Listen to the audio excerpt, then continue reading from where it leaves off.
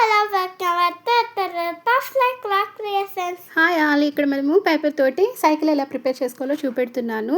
ఇక్కడ నేను colour papers use చేశాను కదా, మీకు కావాలంటే న్యూస్ పేపర్ అయినా రఫ్ బుక్ పేపర్స్ అయినా యూస్ చేసుకొని మనం సైకిల్ అనేది ప్రిపేర్ చేసుకోవచ్చు. ఇక్కడ చూస్తున్నారు కదా, ఇలా స్ట్రిప్ కట్ చేసుకొని జస్ట్ రోల్ చేసుకుంటూ నేను స్ట్రిప్ అనేది రెడీ చేసుకున్నాను అనమాట. ఏవైతే సైకిల్వి ఫ్రేమ్స్ ఉంటాయో అవి రెడీ చేసుకుంటున్నాను. ఫస్ట్ అన్ని పార్ట్స్ రెడీ చేసుకున్నామంటే మనం సింపుల్గా సైకిల్ అనేది ప్రిపేర్ చేసేవచ్చు. ఇక్కడ చూడండి, సీట్ కూడా రెడీ చేసుకున్నాను. సీట్ రెడీ అయిన తర్వాత ఇప్పుడు టైర్స్ రెడీ చేసుకుంటున్నాం అనమాట. టైర్స్కి వచ్చేసి నేను ఇక్కడ 5 సెంటీమీటర్ విడ్త్ తీసుకున్నాను అండ్ 20 సెంటీమీటర్ లెంత్ తీసుకొని స్ట్రిప్స్ అనేది కట్ చేసుకుంటున్నాను అనమాట.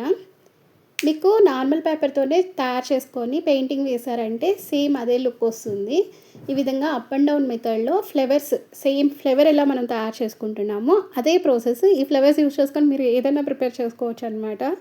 ఇక్కడ చూస్తున్నారు కదా, ఇక్కడ థ్రెడ్ తీసుకొని ఏదైతే సెంటర్ పార్ట్ ఉందో అక్కడికి నేను ఇలా నాట్ వేసేసుకున్నాను. నాట్ వేసుకొని సైడ్స్ అనేది ఇలా గ్లూ వేసి అంటించేసాను అనమాట.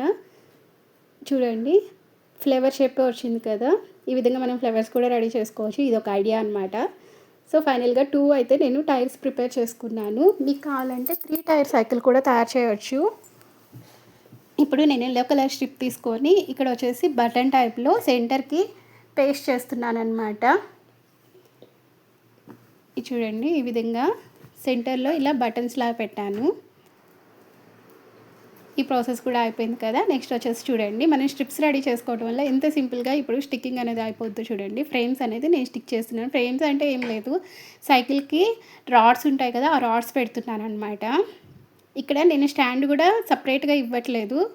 ఏదైతే స్ట్రిప్ ఉందో దాన్ని బెండ్ చేసేసుకొని ఇలాగా గ్లూ వేసి స్టిక్ చేసేసామంటే ఫైనల్గా అది డ్రై అయిన తర్వాత మనకు స్టాండ్ లాగా మనకు సపోర్ట్ ఇస్తుంది అనమాట. సైకిల్ అనేది బ్యాలెన్స్ తప్పకుండా 2 పక్కల స్టాండ్ లాగా నిలుస్తుంది అనమాట. ఇక్కడ సీట్ కూడా నేను ఇక్కడ స్టిక్ చేసేసుకుంటున్నాను.